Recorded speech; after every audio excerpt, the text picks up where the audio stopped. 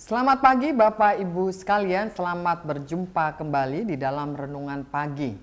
Saudara, kita akan bersama-sama mendengarkan firman Tuhan dengan tema Turutilah perintah Tuhan dengan tidak bercacat celah. Oleh karena itu, saya mengajak kita sekalian untuk merendahkan diri kita di hadapan Tuhan. Dan saudara, mari kita bersatu di dalam doa.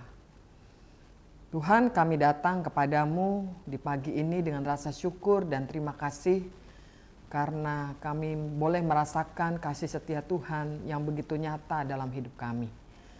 Hari ini Tuhan, kembali anak-anak-Mu akan mendengarkan firman-Mu yang menjadi firman kehidupan di dalam hidup kami, yang terus menuntun kami kepada jalan keselamatan. Oleh karena itu, biarlah kami dapat merenungkan dengan baik apa yang menjadi bagian dari penyampaian firman Tuhan, sehingga apa yang kami boleh dengar menjadi berkat di dalam hidup kami dan kami terus mengalami pertumbuhan di dalam Tuhan. Di dalam nama Tuhan Yesus Kristus, Tuhan dan Juru Selamat kami yang hidup, kami berdoa dan mengucap syukur. Amin. Saudara, firman Tuhan pada pagi hari ini terdapat di dalam kitab 1 Timotius pasal 6 ayat 13 sampai 16 yang menyatakan demikian, saudara-saudara. Di hadapan Allah yang memberikan hidup kepada segala sesuatu dan di hadapan Kristus Yesus yang telah mengikrarkan ikrar yang benar, itu juga di muka Pontius Pilatus, kuperingatkan kepadamu. Turutilah perintah ini dengan tidak bercacat dan tidak bercela sampai penampakan Tuhan kita Yesus Kristus pada saat yang akan ditentukan oleh penguasa yang satu-satunya dan penuh berkat, Raja di atas segala raja dan Tuan di atas segala tuan. Dialah satu-satunya yang tidak takluk kepada maut, bersemayam dalam terang yang tak terhampiri, yang tidak pernah dilihat dan tidak dapat dilihat oleh seorang pun. Baginya lah hormat dan kuasa yang kekal. Amin. Saudara-saudara, tema kita hari ini adalah turutilah perintah Tuhan dengan tidak bercacat celah. Nah, saudara, saya ingin bertanya apa yang ada di benak saudara ketika mendengarkan tema ini. Turutilah perintah Tuhan dengan tidak bercacat celah. Tentu kita akan berpikir, wah, siapa yang mampu untuk melakukan perintah Tuhan dengan tidak bercacat celah? Melakukan perintah Tuhan dengan sungguh-sungguh saja sudah sulit, gitu ya. Apalagi disebutkan tidak bercacat celah. Nah, saudara, tentu ini menjadi sebuah pertanyaan, apakah kita akan mampu mencapainya? Atau apakah perintah ini tidak terlalu berlebih-lebihan sehingga memberikan standar yang begitu tinggi dan pada akhirnya kita tidak mampu untuk mencapai standar itu? Saudara, sebelum menjawab pertanyaan tersebut, maka kita perlu mengetahui dulu konteks di mana perikop ini ditempatkan. Jadi ketika surat 1 Timotius ini disampaikan, sebenarnya surat ini adalah surat yang disampaikan Rasul Paulus bukan kepada jemaat-jemaat, tetapi kepada perorangan, yaitu kepada Timotius dan juga kepada Titus. Baik Timotius yang pada waktu itu ada di Efesus maupun juga Titus yang ada di Pulau Kreta. Penyampaian surat ini kepada mereka berdua itu karena memang kita melihat Rasul Paulus mempunyai kedekatan dengan pemimpin-pemimpin muda. Terutama di dalam hal ini adalah Timotius. Kita melihat bahwa Paulus dan juga Timotius itu pernah dipertemukan di Listra. Dan ketika mereka bertemu di Listra, hubungan Paulus dan Timotius itu sangat dekat sekali. Bahkan terlihat bahwa Timotius ini boleh dianggap sebagai satu-satunya orang yang sehati sepikir dengan Rasul Paulus. Dan bukan hanya itu, Rasul Paulus melihat bahwa seorang Timotius ini adalah orang yang tidak mencari kepentingannya sendiri, tetapi melainkan kepentingan Kristus.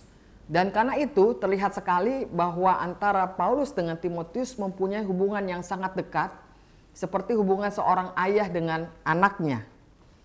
Nah, saudara, surat Timotius yang disampaikan Rasul Paulus kepada Timotius ini berisi sebenarnya banyak sekali petunjuk-petunjuk bagaimana Timotius mampu untuk menata jemaat-jemaat dan melawan segala ajaran-ajaran sesat. Artinya dalam hal ini saudara, Paulus sedang menyiapkan seorang Timotius, pemimpin muda ini, untuk mengambil alih segala tugas-tugas yang akan dilanjutkan kepada Timotius, generasi penerus Paulus, yang terkait dengan segala tradisi-tradisi, kekayaan gereja yang selama ini sudah ditanamkan Rasul Paulus pada jemaat-jemaat yang dilayaninya. Nah, karena itulah tidak heran saudara apabila kita melihat bahwa Rasul Paulus ini memiliki standar yang cukup tinggi kepada Timotius sebagai pemimpin jemaat. Karena itu, Paulus meminta agar Timotius melakukan perintah Tuhan dengan tidak bercacat celah.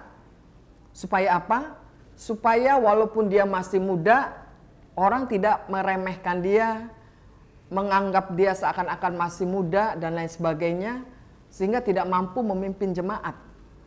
Nah, saudara, kita melihat bahwa apa yang disampaikan Timotius ini disampaikan dalam ikrar di tengah-tengah jemaat dengan begitu banyak saksi, dan dikatakan juga ikrar ini disampaikan di hadapan Yesus Kristus yang adalah Tuhan kepala gereja.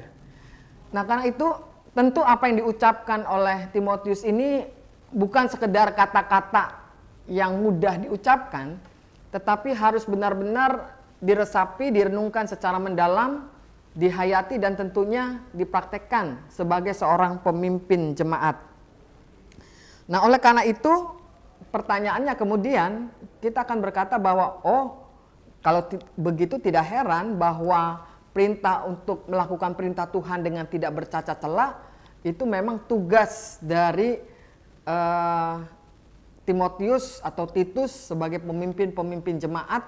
Dan kalau konteksnya di zaman sekarang ini, kita akan mengatakan itu tugas para pendeta atau penatua sebagai pemimpin-pemimpin gereja. Nah, secara tentu dalam hal ini tidak demikian. Karena hidup tidak bercacat celah itu merupakan adalah sebuah panggilan yang dinyatakan kepada semua orang tanpa terkecuali, bukan hanya kepada para pemimpin saja. Karena kalau itu hanya dikenakan kepada para pemimpin jemaat, tentu para pendeta dan juga penatua bukanlah orang-orang dalam tanda kutip suci begitu ya, yang tidak pernah melakukan dosa. Mereka juga adalah orang-orang yang pernah melakukan dosa dan juga penuh dengan kelemahan. Nah, karena itulah pemahaman tentang bagaimana melaksanakan perintah Tuhan dengan tidak bercacat celah harus kita pahami juga. Seperti yang dinyatakan oleh Paulus di dalam 1 Timotius pasal 6 ayat 11 dan 12 dikatakan di sana, "Engkau hai manusia kepunyaan Allah, jauhilah semuanya itu, kejarlah keadilan, kesalehan, kesetiaan, kasih, kesabaran, kelemah lembutan." Dan kalau ini terjadi di dalam kehidupan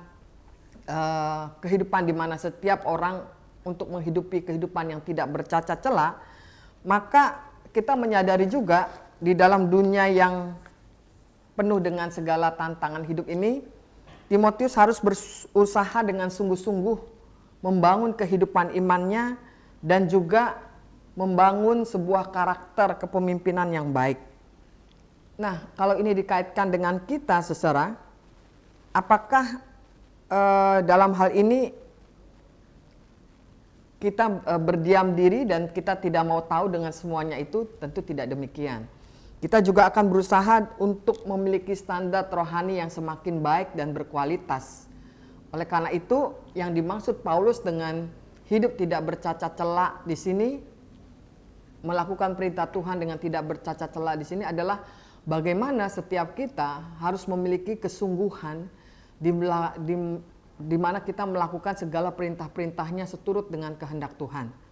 Kita memang lemah, kita memang banyak kekurangan, tetapi kita percaya bahwa kerinduan kita yang sangat dalam untuk melakukan perintah Tuhan, semuanya itu akan dituntun oleh Tuhan, dituntun oleh Roh Kudus, sehingga di dalam perjalanan hidup iman kita semakin bertumbuh.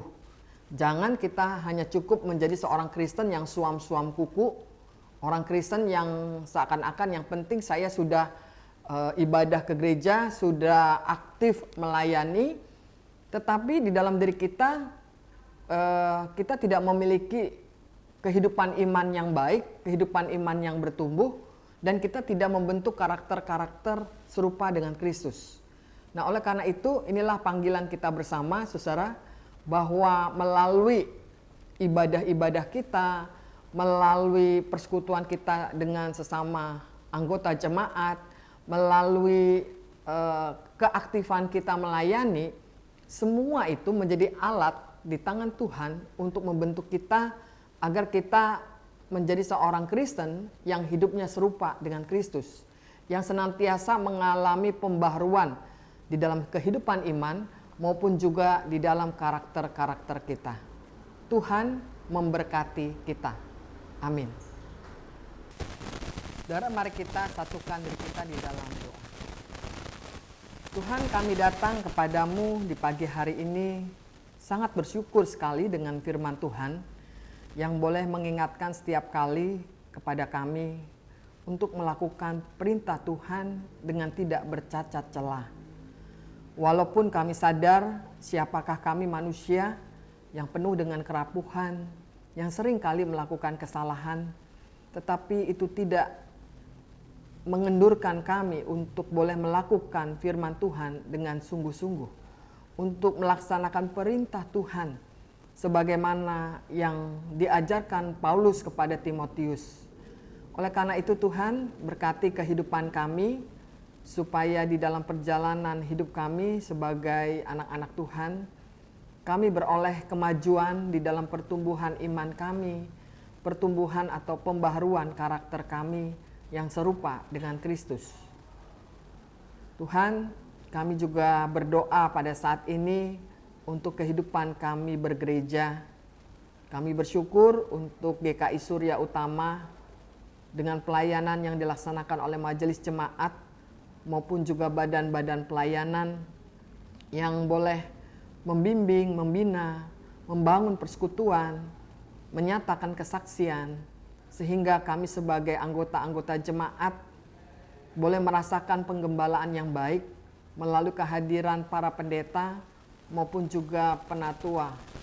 Oleh karena itu, kami juga sebagai jemaat Tuhan selalu membuka diri untuk terus belajar dan bertumbuh di dalamnya. Tuhan, kami juga pada saat ini berdoa untuk kehidupan kami pribadi lepas pribadi dengan segala pergumulan yang ada di dalamnya. Ketika kami ada di tengah-tengah keluarga, ikatkan kami dalam tali kasih yang saling menguatkan sebagai pasangan suami istri, sebagai hubungan antara orang tua dengan anak, yang ketika kami mengalami konflik, kami tidak mengatasinya dengan kekerasan, dengan kata-kata yang menyakitkan, melemahkan, tapi dengan kata-kata yang membangun. Dan kami saling mengampuni sebagai sesama anak-anak Tuhan yang terus mau bertumbuh di dalamnya. Kami juga berdoa bagi saudara-saudara kami yang berbaring sakit, baik yang mungkin saat ini ada di rumah sakit maupun juga yang ada di rumah masing-masing, yang terus bergumul dalam kerinduan untuk sembuh. Tuhan berkati supaya imannya makin kuat, supaya keberserahan kepada Tuhan benar-benar dihayati betul, dan Tuhan juga memberkati keluarganya untuk dengan sabar, untuk dengan telaten